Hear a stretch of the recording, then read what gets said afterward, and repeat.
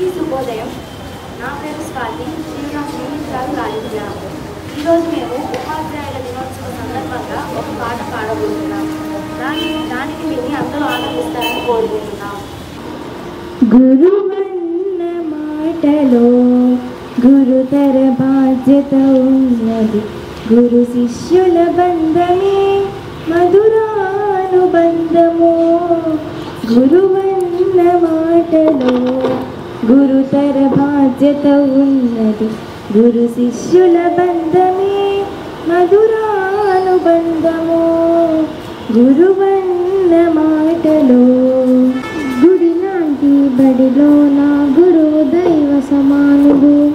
గుడి లాంటి బడిలో నా గురువు దైవ సమానుడు. కనని దైవాన్ని కన్న కనిపించే గురువు విన్న.